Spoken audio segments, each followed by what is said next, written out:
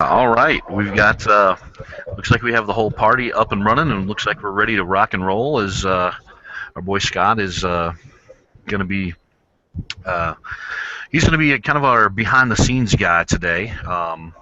First off, we want to thank everybody that's joining us. I think we're. I don't know how many people we got on scattered around the country, maybe even around the world. We don't get the exact stuff on that, but I want to thank Wes and Carolyn for taking the time out of their day today to join me with doing this and talking to everybody. So thank you to both of you guys. How are you guys doing today?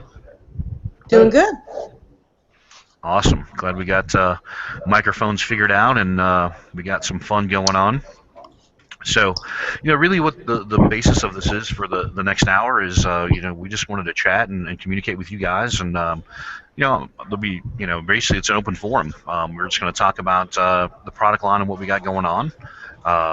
We'll talk about the latest balls that just come out here recently, the Sinister, Hysteria, Outcry, Scream and Shout.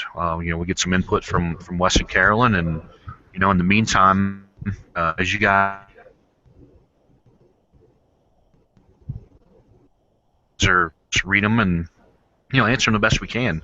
I think collectively between the three of us, I think we have all the bases covered, and we have a pretty wide array and vast knowledge of bowling, from whether it's bowling balls to the physical game to the mental game, and anything in between. So we'll cover that, and we'll talk about anything and everything else. From we got bags and apparel and all that fun stuff. And as you can see, Carolyn and I are both rocking pink shirts, and I have to apologize for Wes because I goofed up on his order. But we've got the Think Pink. Well, it's actually not Think Pink. We've actually got Paint the Lanes Pink campaign going in conjunction with Storm for the month of October. So we'll talk about that as well.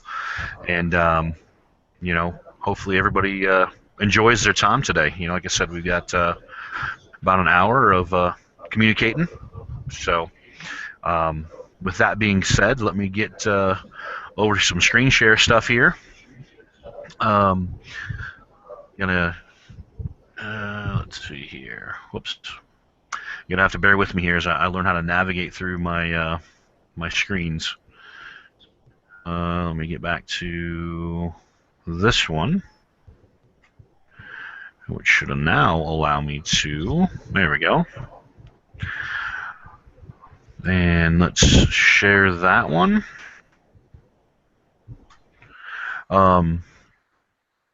So as many of you can see here, I've got the Sinister screen up. Hopefully some of you out there have had a chance to throw one of these, if not already have one or two of them in the bag. I know I used mine for a little bit last night in League and managed to throw a couple strikes with it. But this is our new HP4 part. Again, it's a hybrid cover.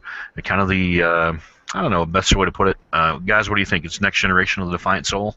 Is that what you think, Wes and Carolyn? Go for it. You want me to go first? Oh, okay. Well, it's really funny. I went to practice again yesterday, and yeah, I do think it's the next generation, and I'll tell you exactly why I like this ball. With the Defiant Soul, sometimes it actually gave me that little bit of, it was either a little too long, and it gave me that, that little bit of snap on the back, or when I put surface on it, I couldn't get it to continue as hard as I wanted it to. With the Sinister, what I find is I actually don't have to use as much surface on a Sinister to get it to read the middle part of the lane, and I don't have to try to get it to drive through the back end. It really continues much harder for me than the Defiant Soul did. Can agree with that. Of course he would, because the girls are always right. Right? That's why I've been married for 13 years. I've learned. Okay, see, and that's where, so I really have to be careful as far as what, I don't know if you guys can see that, but see, then it takes me away from that page. Nope, there we go. So I just got to learn my navigations here. So anyway, yeah, I mean, and that was kind of the idea, the premise behind it. It's a, it's a hybrid cover. And it's a brand new part. That cage core is kind of the, really, it was kind of the next generation of what we had in the Paragon core in the Defiant series. Having those bands on the outside of the core keeps that core in constant motion. And like you guys said, from asymmetric standpoint, it's a ball that you can actually get in and circle the lane. And they're, a lot of times, with most asymmetric balls, you kind of reach that point where it's so much in the mid lane you can't get it around the corner. And with this ball, a lot of people see that they can get in and keep making moves, and the ball still keeps coming around the corner. So it's definitely something that is definitely an advantage when it comes to asymmetrics. So over here in the chat, we've got the first question coming from Tim Walker. We'd like to know more about the Monster Core and the Hysteria. The difference between the Hysteria and Sinister, both pin up and pin down layouts. Well, thanks first off, Tim, for the question. The core inside the Hysteria is actually, the idea behind that, when I went to the guys in R&D, was to get something that was a little bit higher RG and higher diff. That's something we've been missing in that. In the HP3 line, we had it a few years back. We had all the different lines and the reshuffling of Roto Grip and rebranding and stuff, and we came out with the middle roll core that we had in the Disturbed and the Asylum and stuff like that. And I wanted to get something that cleared a little bit longer, but had a little bit more pop down lane. Obviously, as you guys know, the Uproar and Rumble have been really good with the higher RG low diff, but I wanted that higher RG big higher diff. Something reminiscent close to the high road. So that's really kind of the premise that ball was built off of, referring to the Hysteria. And once we kind of got that idea going, the next thing for me was to get a cover, create something that's different that we, haven't had in a while, and another that the industry hadn't seen in a while. And that's how we came up with a solid cover that's shiny. And as Carolyn and Wes can tell you, it's even a little bit before them, but I think Wes, you even got to throw silver streaks at one point. The idea was to get that higher RG, a little bit more back end, and so that's kind of where we got that core shape. And I know I've heard everything. It looks from like an alien head to some sort of monster head inside there, because when we do the breakaways, so you can see the Powerball in there, with all the cuts and everything like that. But volume and shape wise, that's kind of the premise. And what do you guys think of the Hysteria? You guys both like that ball? I know I do. I managed to shoot 700 with it, so it can't be that bad. Okay. You want to go down that one, Wes? I got that one. The Hysteria is a unique piece. The funny thing is, I did just come across that my silver streak that I had from back when I first signed in 08 that I got from Tyler Jensen. Came across that the other day, obviously with the move and everything. And Hysteria reminds me a lot of it. Obviously, Nomads are very similar. To me, personally, it's just that ball that you've got to take wherever you go. It might not necessarily, for me, work on everything. But with the Hysteria, I definitely find if I crack the cover a little bit and put a little bit of surface on it, with the speed, just with my game with speed and rev rate matchup, I just need to crack the cover a little bit to get it to read the mid lane a little better, so I don't quite get the over under that I kind of get out of the box, and that's just because my speed's a little higher. But definitely a ball that's is going to go wherever I go, because when it matches up, it goes through the pins really, really well. So it's definitely a ball that's going to go with me pretty much everywhere I go. Yeah, and to get a little bit more on the question here too that Tim had for us, pin up to pin down, because it is a higher RG, and with it being a solid cover factory shined, if you drill that pin up, you're definitely going to get more length, unless you alter the cover. Pin down, you're still going to get it to clear the front because of the higher RG, but you'll get a little bit more motion in the mid lane. And then obviously, if you did the exact same layout in a Sinister, you're talking feet and arrows different. I know myself, like Wes mentioned, he had to crack the cover on his Hysteria. I left mine out of the box, even though I am speed dominant compared to my rev rate, just because there are a couple places where I bowl where there's a high friction. So I need sometimes help getting the bounce more down lane. And I use predominantly, pin down, big hold down type drillings. But in comparison, say example for me, the Sinister starts up probably a good 6 to 8 feet sooner than the Hysteria, and then the pinup version. Obviously I can get a lot more length and and change direction down lane. And I'm sure you guys probably see the same thing, because we're comparing high RG to low RG and a solid cover to a hybrid cover. Carolyn, what do you think about that? I mean, as far as the pin up to pin down stuff. Actually, I was going to say I have a Sinister and a Hysteria drilled the same way. Yeah. And I mean, as many know, I do crack the cover on anything I ever throw. Very rarely are you going to ever see me throw anything really shiny. But what I'm able to do is I can play the one I have pin up off of my Sinister. Now, a lot of people might think that's too big of a gap when you actually ball up.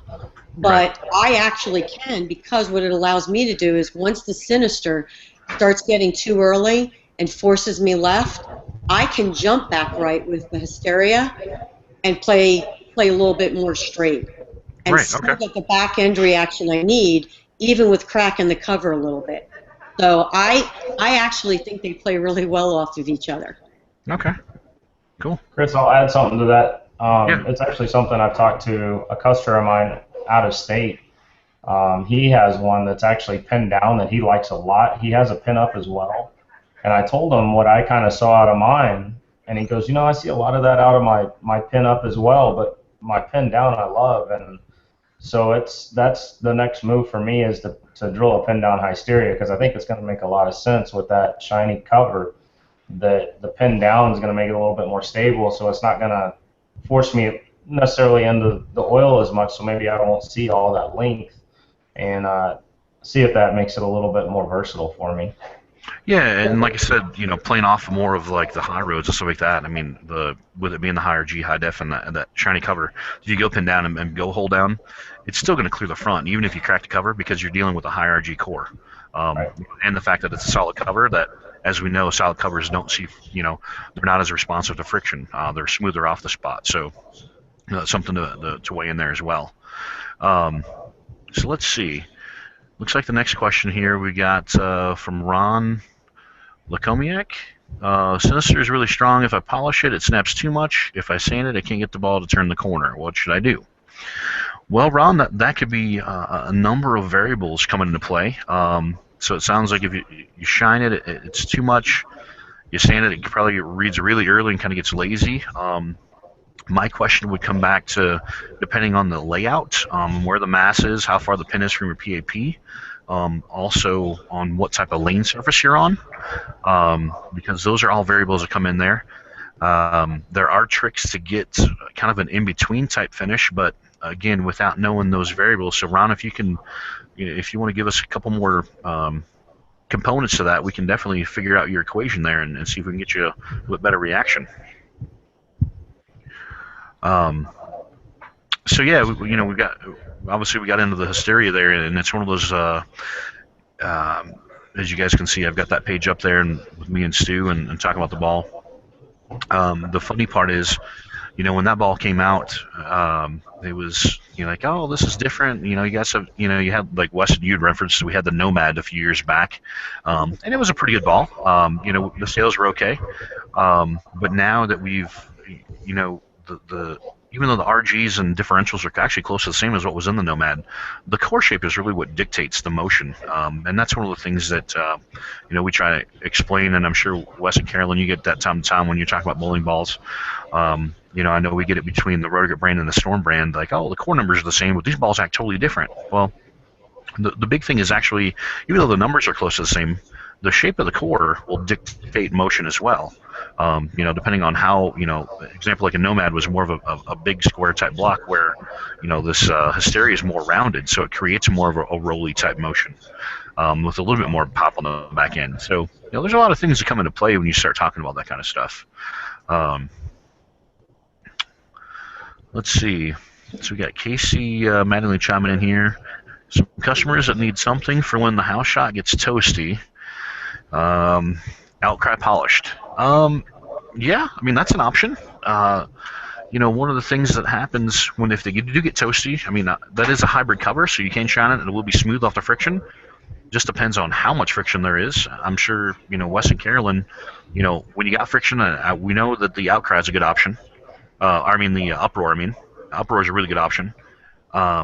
and if there's too much friction, I mean, man, we can get all the way down to a scream and shout. It just depends on how much friction is there. What do you guys like to use on the super friction? I don't mind an outcry. I do, believe it or not, I thought the outcry went really long for me. I have it pinned under the ring, Mm-hmm. and it actually was a lot longer than I thought it would be. Okay. But once again, I use it as a step up from if I'm going from a sinister to hysteria to an outcry. See, I don't feel like I'm missing something. Okay. Then what I do is I do play with surfaces a little bit.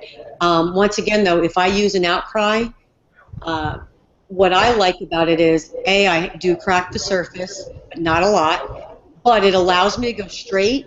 I just have to go up the back of it a little more. And when I do move a little left, if the lanes, especially the front part of the lane, burns up a little bit, I'm able to use an outcry and still get it to come around the corner.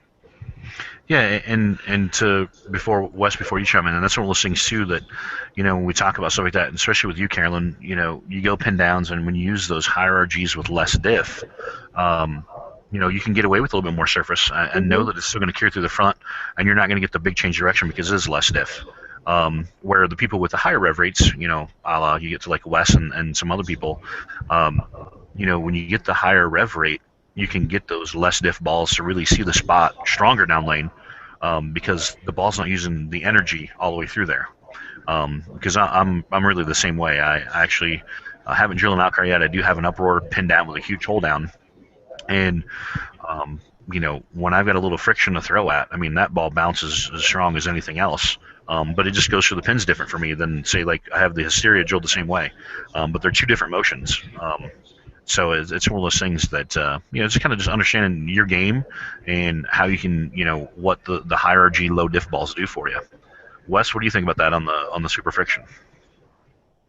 Well, first of all, did you just tell me you haven't drilled an outcry yet?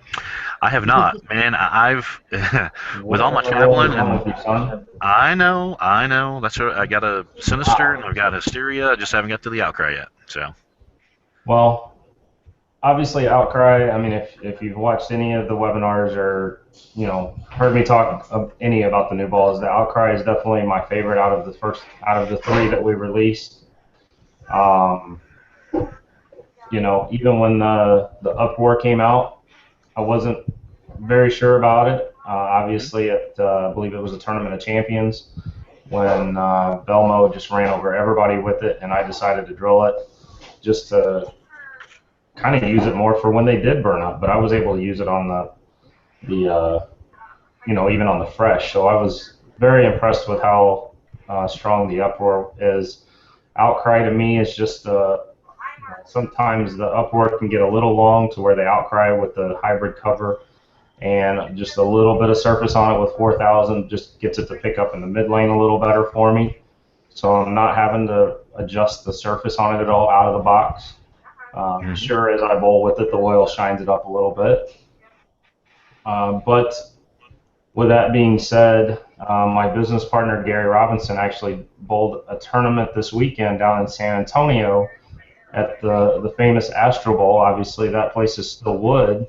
And he bowled a SASBA tournament down there, and he was questioning me Saturday. He says, "What do you think, man? My high road pearl is just a little too sharp off of it, but yet anything else I have, like Optimus and all that stuff, was just too early." And he says, "What do you think? A high road, a regular high road, or an outcry?" I said that my only thing with an outcry is, depending if there does get a little oil down lane, it just doesn't seem like it has enough core to go through the pins quite well. Right. And that was my concern with it. But I didn't think about the surface of the bowling center. And anyhow, he came back Sunday and texted me. He says the outcry is unbelievable. Right. But bowling on wood, the surface is kind of built in. It makes perfect sense why that ended up matching up, because he ended up drilling one Saturday night. And then I get into the shop on Monday, and as you know, Robert Lawrence is hanging out all the time at our shop, and he bowled the tournament as well. And he came in and he said, "Man, Gary made that outcry look really good." So it's that actually, to me, tells me how good that ball is, because when I look at a bowling ball, as far as what makes it a great one, is not necessarily to me how I throw it, and if I think it's great, it's when somebody like myself throws it, I think it's really good, and then somebody like Gary, if you know Gary, he's up the lane a lot more, doesn't have, a real high rev rate. So when it, accommodates so many different styles of player, that's when I look at a bowling ball and tell you it's great when you have different styles telling, saying it's that good. Yeah, I mean, and that's really the thing too of as you guys probably know, since I transitioned in the position and overseeing the Roto Grip brand, that was one of the big things. One, just kind of realigning the product line, top to bottom. But my thing has always been the versatility because Roto Grip's not nowhere near the size of Storm. And Storm is obviously the big brand, and Roto Grip's the little brother brand, and building the variety in the options we have, and that's kind of the whole thing. And like Carolyn mentioned, being able to step down from ball to ball to ball per launch, but also with the balls we still have in a line. We've got variety top to bottom, but also side to side has really been my focus. And, for the masses, that's really, like you said, Wes, it's one of those things that, there's been times throughout the years like, oh, man, this ball's great and it works great for all the tour players. But, people like myself, or like you said, Gary, I'm a two-team, league bowler because I don't bowl all that much. But, if I get, variety and I can get some reactions and, shoot 700. That was a funny thing with the stereo the other night. I shoot 700 with a 180 start. So that tells you how good that ball is because it wasn't me, let me tell you. But having that option, and like you said, with some built-in friction, the outcry is a good option. Let's see, another one here. We've got Wes and Carolyn. Do you feel Hysteria and Sinister will perform well and be your go-to balls for all the patterns on tour? And before you guys jump on that, I'm going to say that is probably not going to be the case, just because we don't know quite what the patterns are until we get to there. Because Vegas coming up in a few weeks for the World Series of Bowling, and even if they do announce the patterns, there will be some tweaks and adjustments. So Lord only knows what's going to happen there. But anyway, that was directed to Wes and Carolyn, so I'll let you guys throw back to that one. What do you guys think? Well, I mean, sorry. No, go ahead. I mean, yeah, you're right with that, Chris, 100%. I remember a couple years ago that, all the patterns, when we're bowling, for instance, the World Series of Bowling coming up, when we're bowling in that center, a lot of the characteristics of the center take over, and you end up using the same ball on a lot of different patterns. Mm-hmm. And I remember a couple years ago, it was right before the gold ball came out, everything was just really sideways. And the only ball I could really throw that I ended up throwing on just about everything ended up being the Berserk because it was very, very smooth. Right. But then you have last year they made the change to the patterns. Instead of being 2 feet difference in the patterns, now they're 4 feet difference in the patterns, and they got rid of Shark. So created some difference. But still, the characteristics of the bowling centers and topography and lane surface and all that stuff just dictates so much more to what balls you end up throwing. So kind of, I mean, as you said, you nailed it. I mean, we really don't know. And then once we get there, they'll run the patterns, and then I believe we're probably gonna have a new lane man this year as well. So it's mm-hmm. Who kind of knows what tweaks they might make, and going from not only making small tweaks in the patterns, but just going from squad to squad sometimes can change drastically on, the temperature of the oil, how long it sat before you bowled on it. All that stuff comes into play, and who knows? I mean, that's why we don't get to just pick a ball and it works for the whole tournament. Sometimes we're fortunate enough to be able to do that, but it doesn't work out that way all the time. Right. Yeah. I mean, you definitely nailed it there, especially with the characteristics of South Point.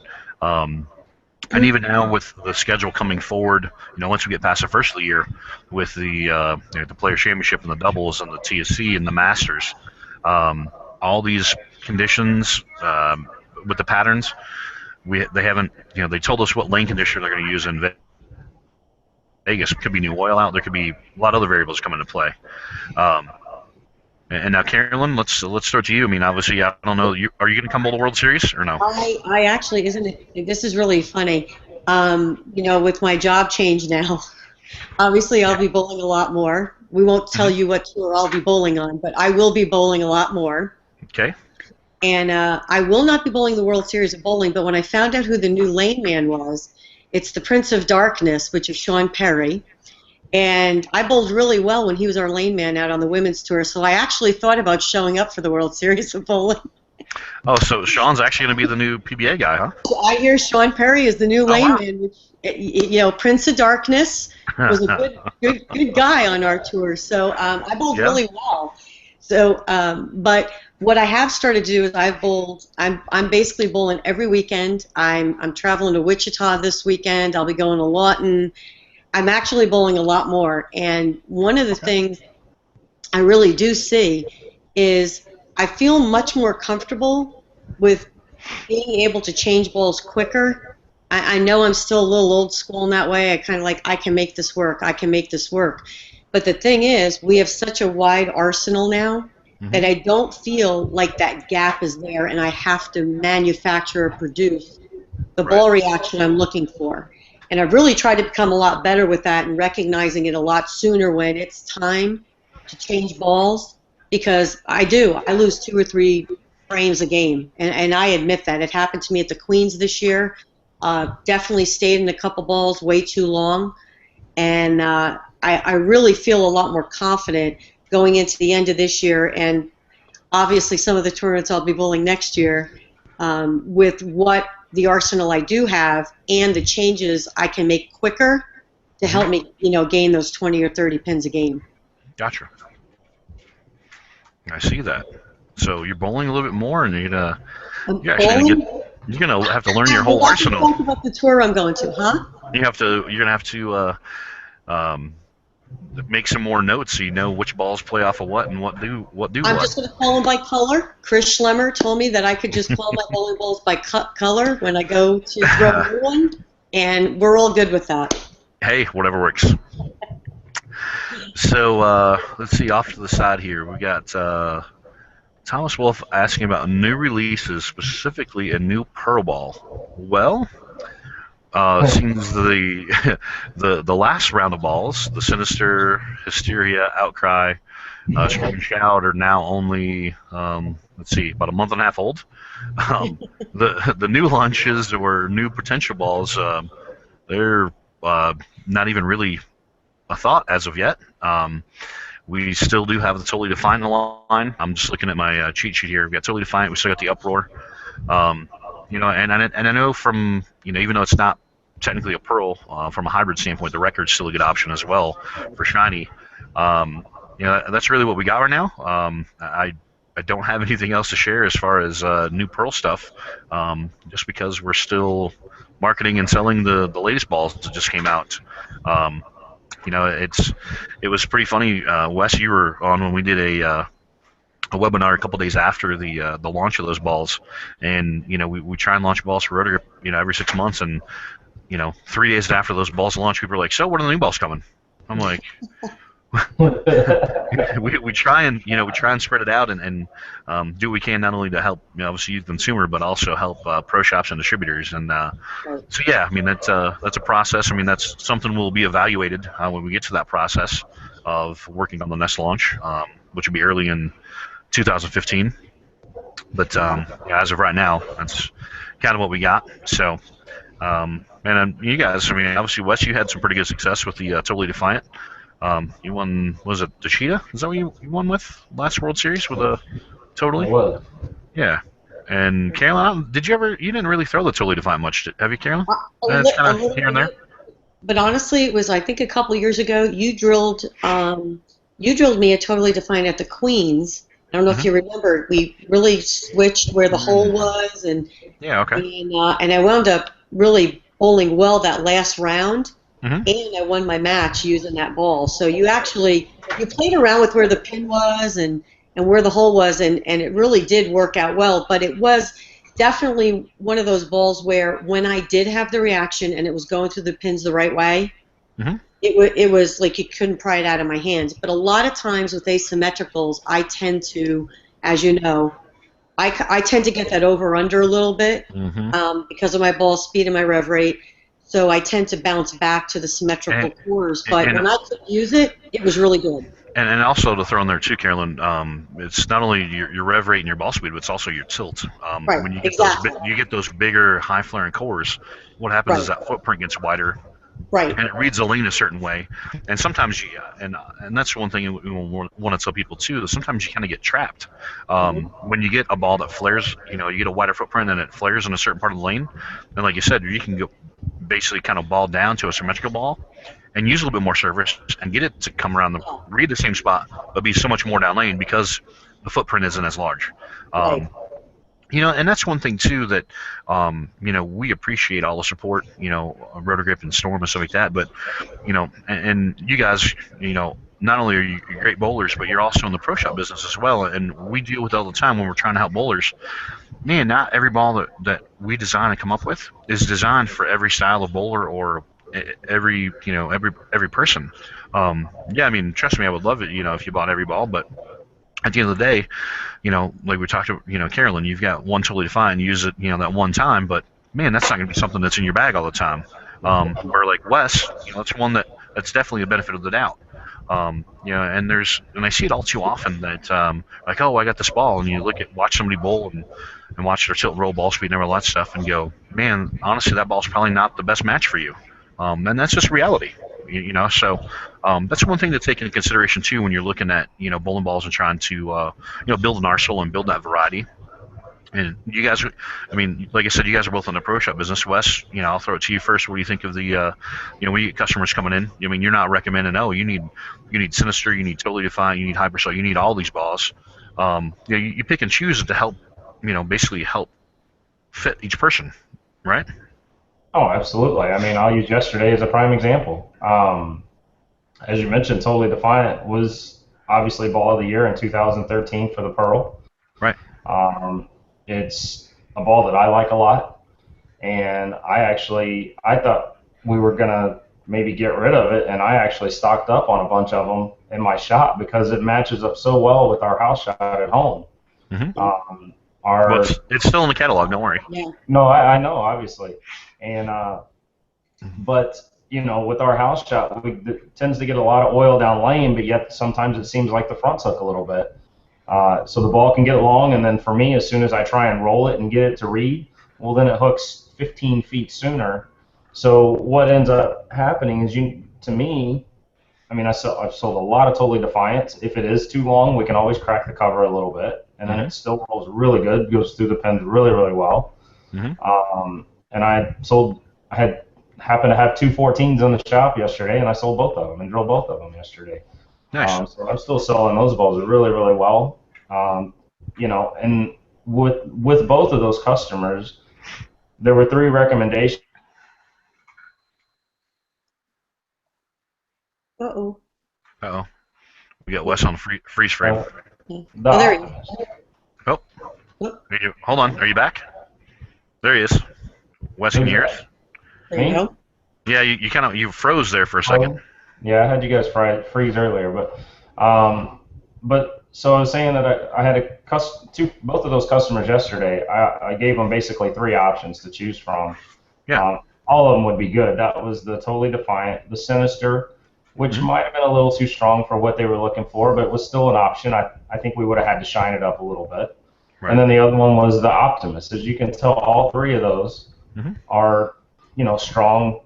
2 of them are Pearl, the Sinister being hybrid, but we ended up doing Totally Defiance, and they asked me, and that was my first opinion that I thought would match up really well with them. That was my first choice anyway. Yeah. So yeah, I mean the other balls, the same thing yesterday. The record got brought up about somebody. I mean, you can't beat that bowling ball for the price. It's just, I've said it before. I mean, to me, that ball should be in the price point of the HP3. It's got the performance of it. I know. I hear that about it every day. I know, but it's an easy sell for me. Is all I'm saying. It'd be an easy sell at the next price point too, but it's a real easy sell with being at that HP2 price point. Well, and the other thing too, and exactly what we talked about of all the different balls, and obviously your prime example talking about the bowling balls that work in your center, and you're going to guide your customers that way, because like you said, if you just rattled off, you sinisters maybe a little too much ball.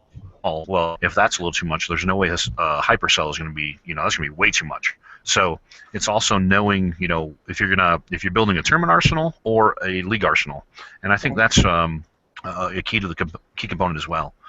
And let's see, off to the side, Jeff Newkirk, when is the Roto Grip chamois coming? Jeff, that is pretty funny. You're not the first person to ask that. And unfortunately, I see it like this. The difference being is that we've got the master version and we've got the storm version, and the storm version is selling by the truckload. The master version is an option for those who are not, say they're on staff with another manufacturer, or if they just like the different color. To really do a Roto Grip one, we kicked around the idea. Do we really need 3 of the same thing on the market? Probably not. It's just reality. It's one of those things. So the Roto Grip players can use the master one or the storm one, either one. So that is definitely out there. All right, and now I don't know if either one of you guys have actually seen or done this yet, but Casey's chiming in asking what's the difference between the Sinister versus the Crux. And have either one of you guys thrown a Crux yet? Well, if you don't mind, I just did a 3-day clinic in Denver. Yeah. You're just you and Hank, right. And actually, mine's at the shop. They drilled it yesterday for me, so I'm getting ready to throw it. But okay. I can tell you, there's a couple of things I can bring up. Is we had a really good variety of bowlers. We had people that had a higher rev rate, ball speed. We had people that threw really straight but had really good axis rotation. Mm-hmm. And the majority of the time, what we saw was the Sinister was still that little bit more mid-laney, but still mm-hmm. continued through the pins, no matter what type bowler threw it.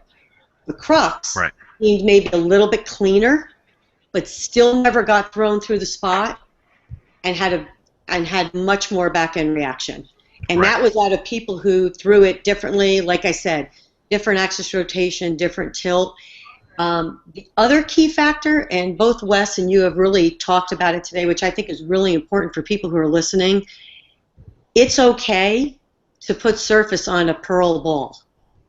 And it's amazing how many people came to the clinic and all their pearl bowling balls were dead shiny, including, I want to say, including like a Hysteria or an mm-hmm. Outcry, or dead shiny. I mean, you could blow dry your hair in it.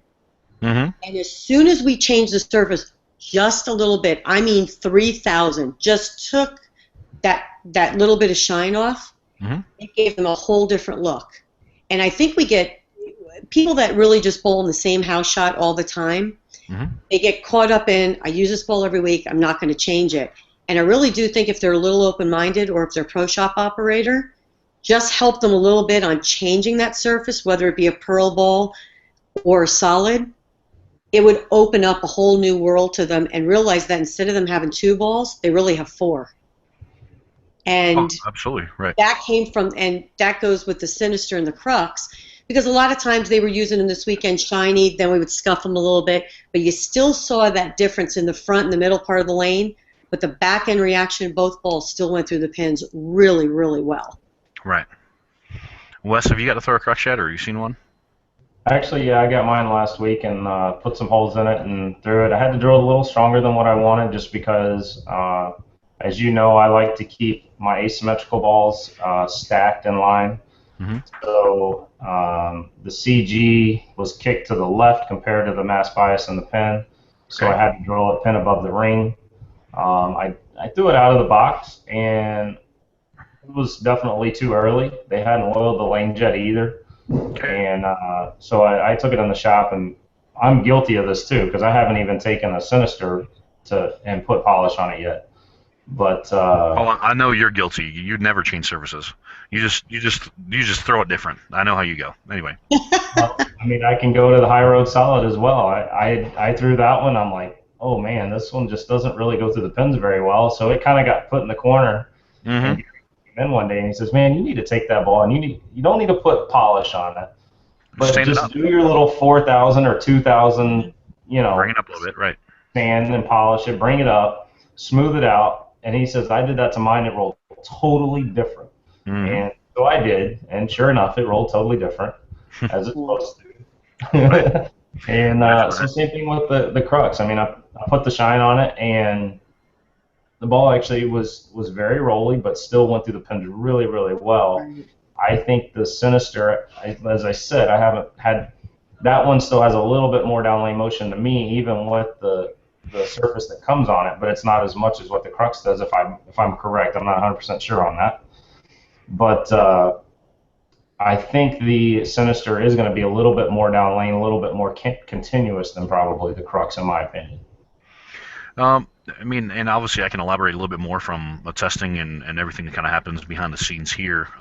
Both feature brand new cores. Both are a hybrid cover. Obviously the Sinister comes out a lot smoother than what's on the Crux. Um, But if you were to drill them the same, match the covers up, say you put 2,000 on both of them, the what you're going to see reality-wise, just because of core mass, and even though core numbers are fairly close, like I said, the difference in shape is what dictates it. The Sinister is definitely going to give you a lot more mid-lane motion, which for most people, like Carolyn said, watching all different styles of bowlers, what we've seen, and obviously I've seen it as well at some of the matchmaker and different things. You can actually get in and create more. You can circle the lane a little bit more because you get that rolling and that continuation.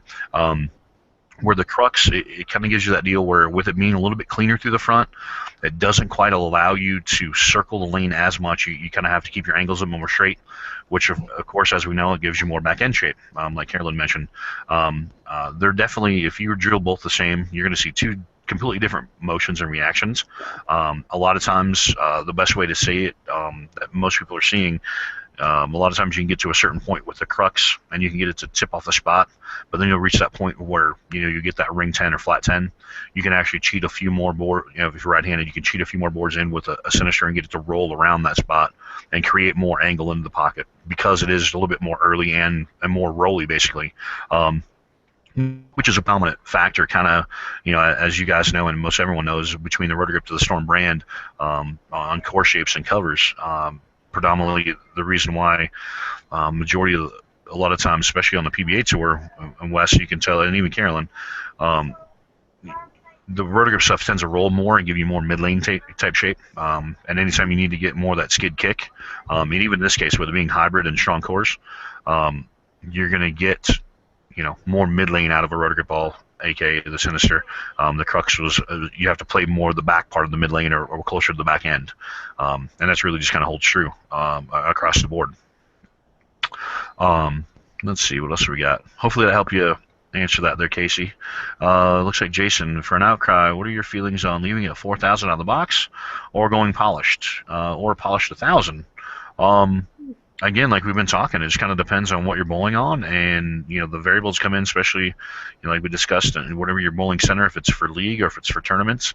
If you're gearing up for a league type deal, yeah, you want to kind of match that cover to what you're bowling on week in and week out, or somewhat close.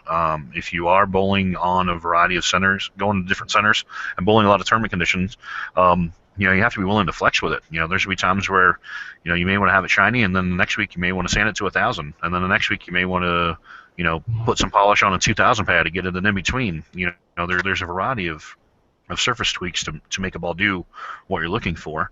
And you kind of based on you guys, Carolyn, you said you hit yours, it comes out of the box, with some surface on it, but you actually took yours down even a little bit more to make sure it did grab.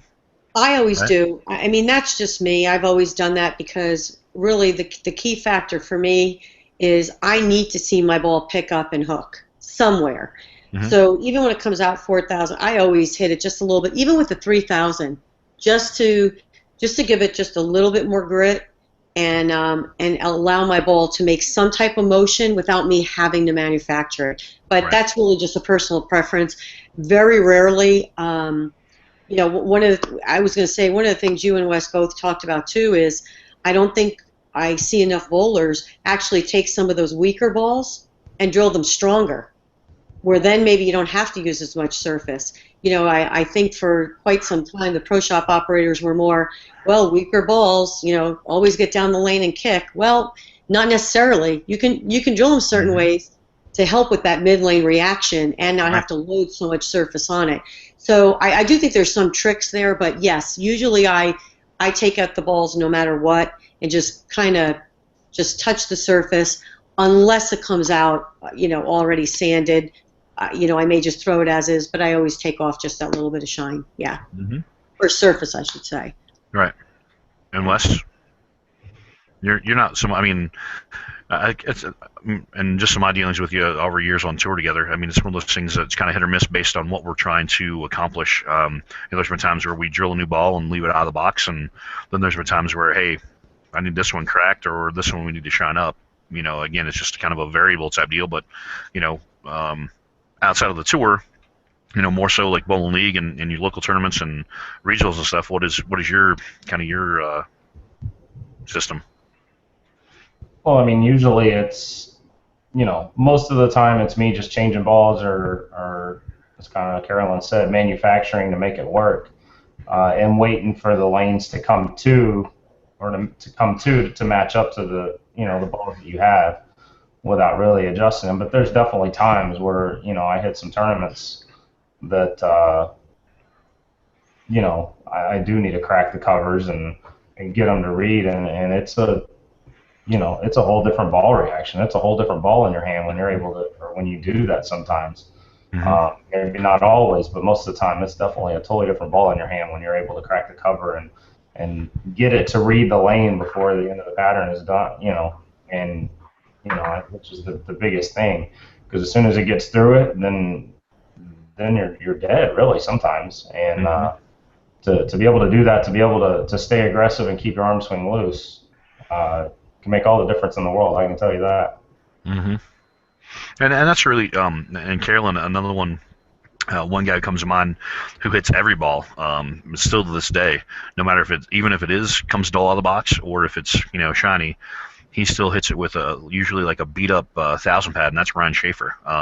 That's because of his tilt and roll and the way he throws the ball, and Wes, kind of like we said, just to make sure the ball reads, because as we all know, as soon as you think you throw a good shot and the ball squirts or pushes just a little too far and it misses the reaction, or misses the spot where you think it should hook, 9 times out of 10 that ball's going in the bag, and you're going to find something that's going to read that spot. You're going to find a ball that allows you to see the lane with your eyes the way you want to see it. And I think that's one of the things too that sometimes gets lost, especially with and Carolyn and Wes. You guys again in the pro shop and doing coaching and lessons and stuff like that. A lot of times, most bowlers they get caught up in the bowling ball side of it, and not so much as far as seeing a certain type of motion on the lane.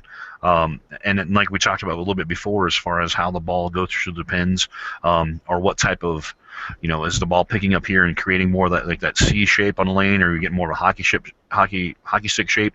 Again, we do have the people that all want to stand left and throw it right and watch it peel back off the spout, or vice versa for a lefty.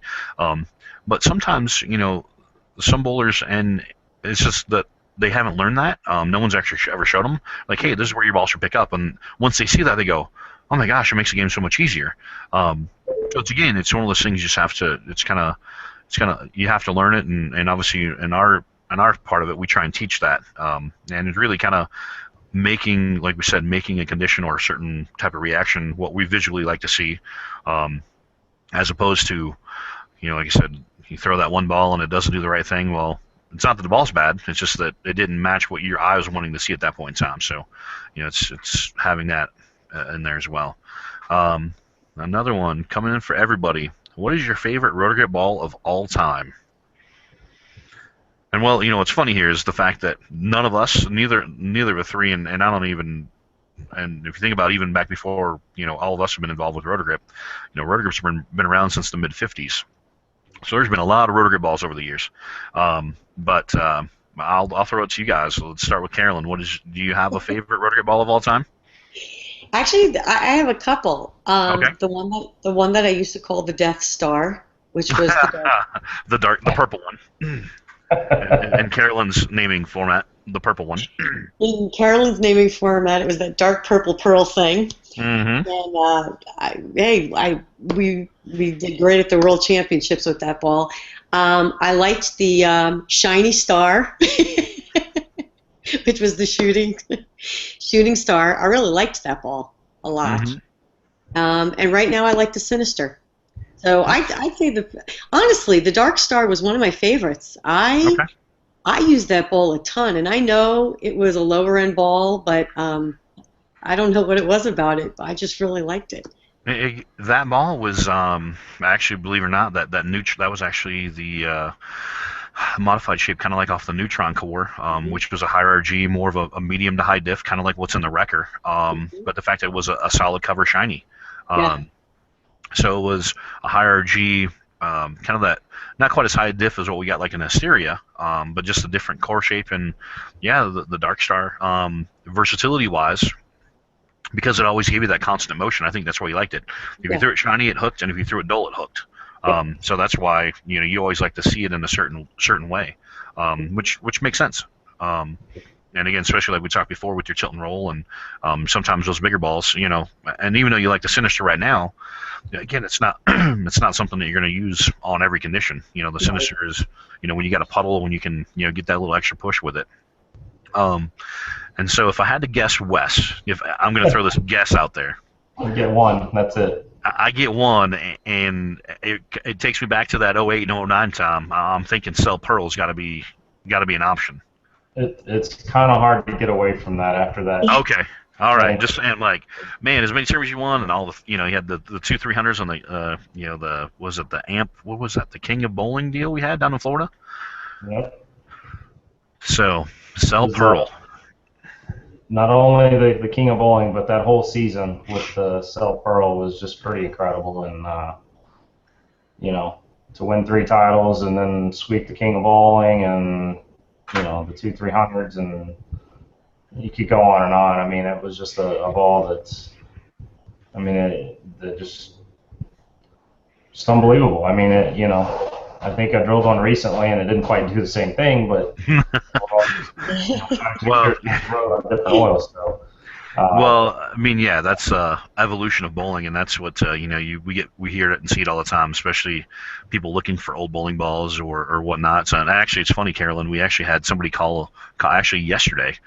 Someone called in asking if we actually had a Dark Star laying around somewhere. They knew it had been discontinued for a number of years, but they were just hoping and praying that there might be one stashed away somewhere that they could have. And well, if you found one, I need one.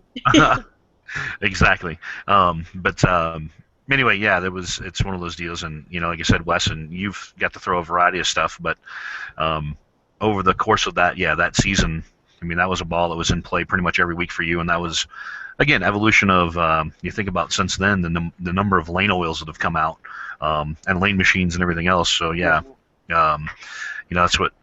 People think, oh yeah, I just drilled this old ball. Man, it doesn't look like it did when I remember first having that ball. I'm like, well, things have changed quite a bit since then.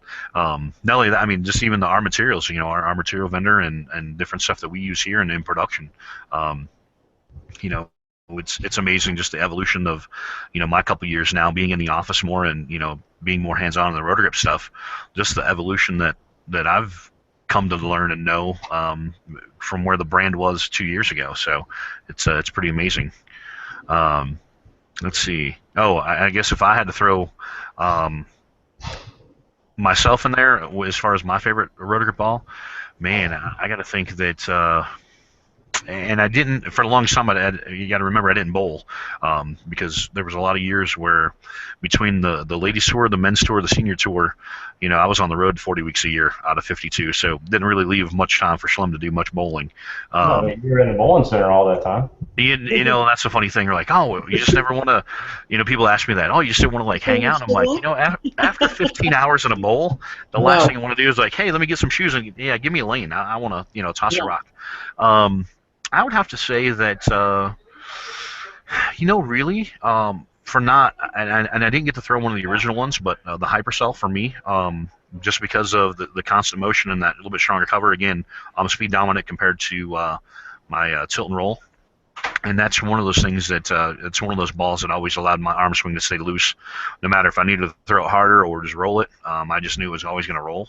So I have to go probably for myself hypercell. I know it's more recent, but again, I didn't have, going back to the past of all the years of repping and having the rotor grip stuff. I never really threw a whole lot again because I didn't bowl.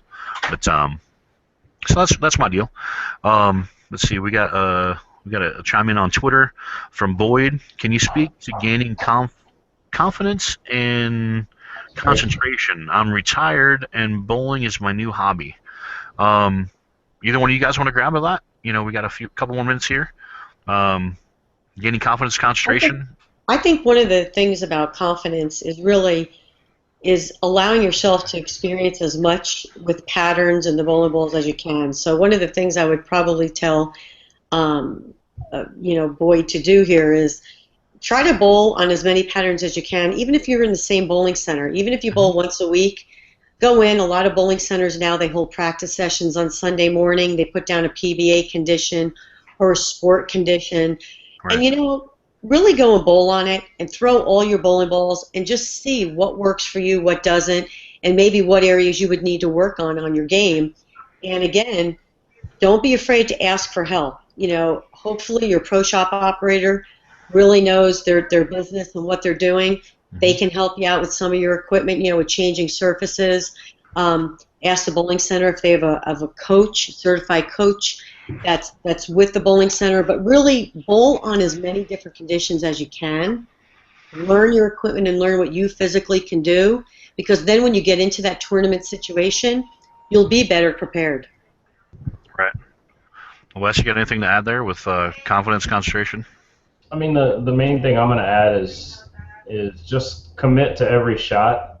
I mean, once you're up there, commit to it. Don't second guess yourself that you're making the wrong decision.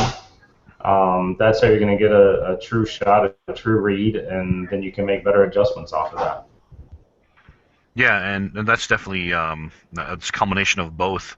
Not only committing the shot is getting confidence side of it, but the concentration of knowing that you actually threw a decent shot. It makes it that much easier to see the lane condition and see what your ball motion is doing.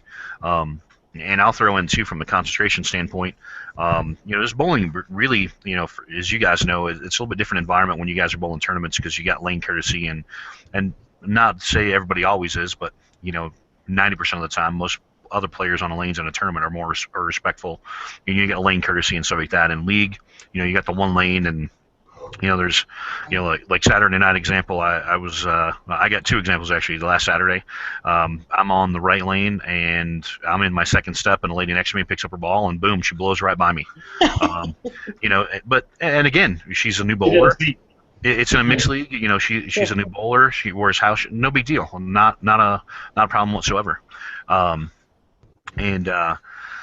the. And again, everybody's like, "Oh, we're sorry." I'm like, "Hey, we're bowling league, no big deal."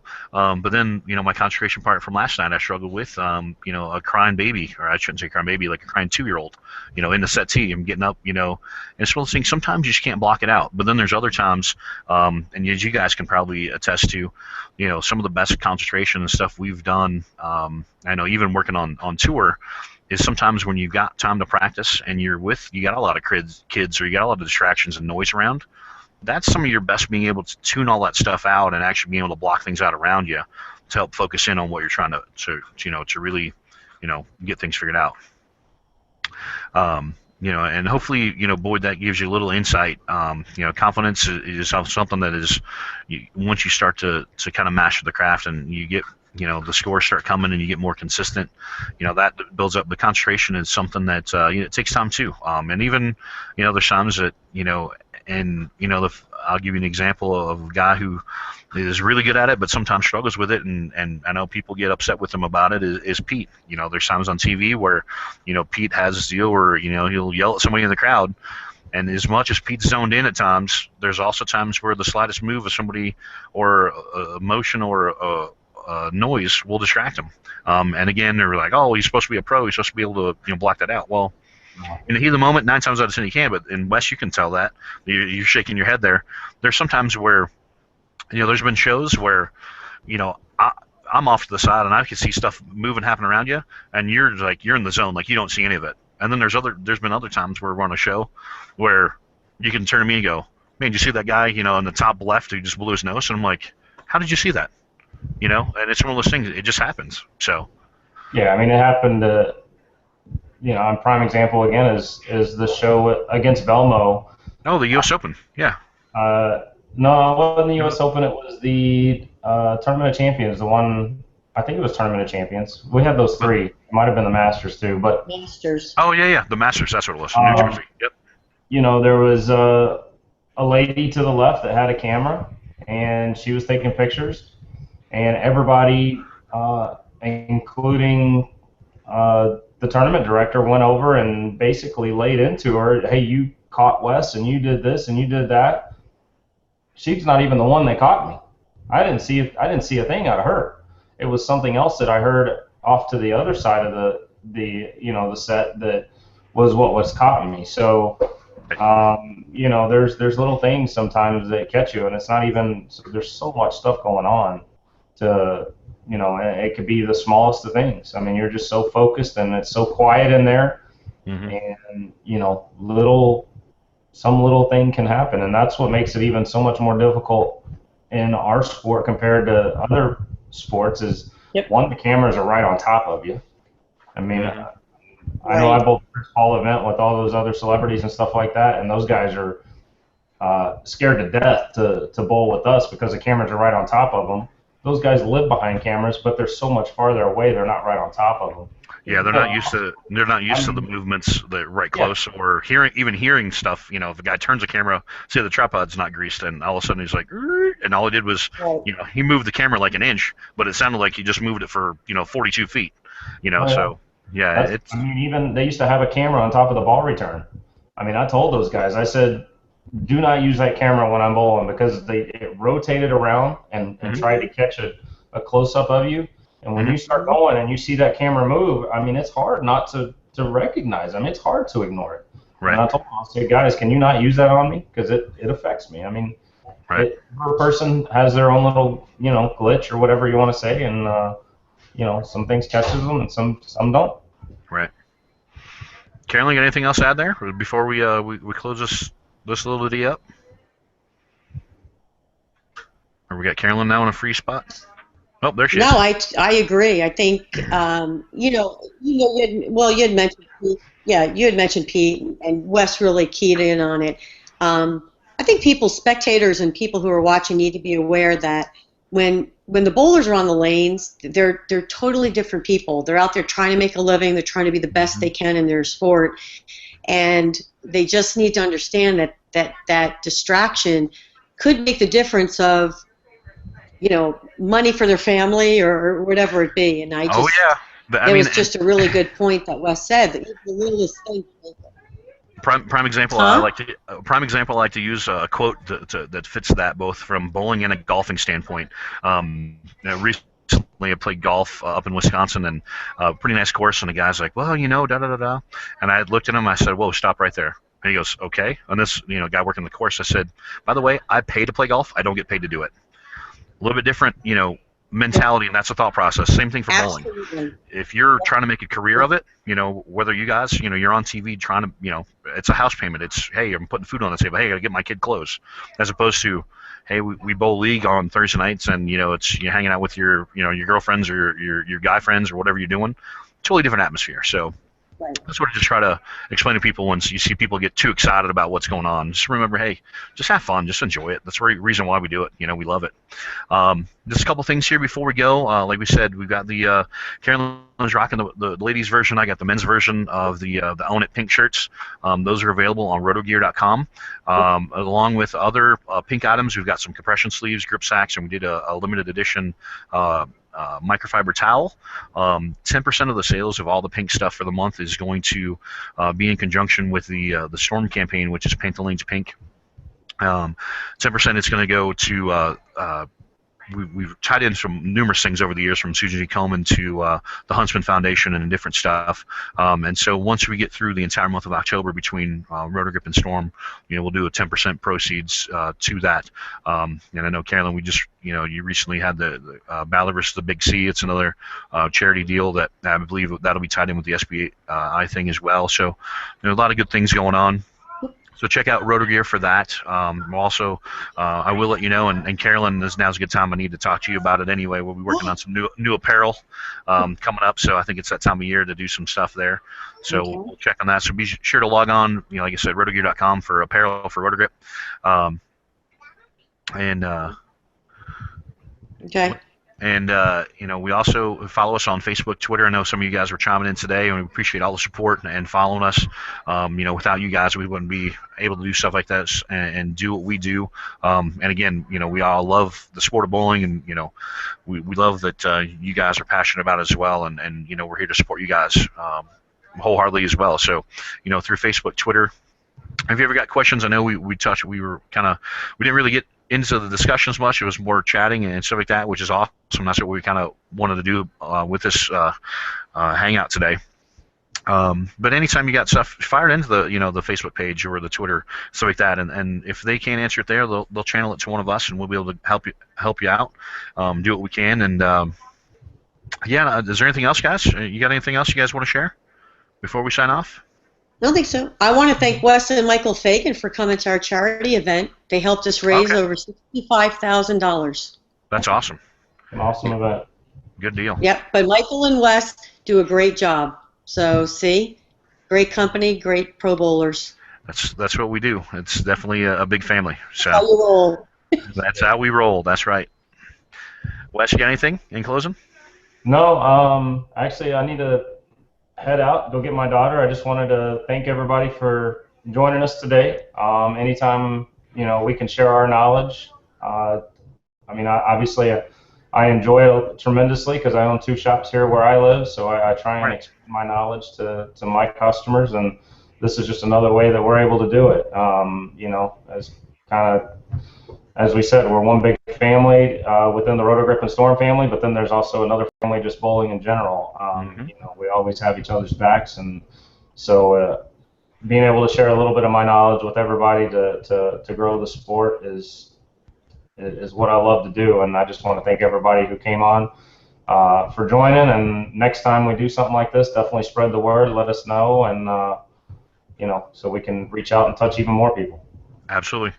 So Carolyn, Wes, Schlem, we're going to sign off. I want to thank the group up at Epic for Scott and crew for hosting this deal today, and I think it was fun.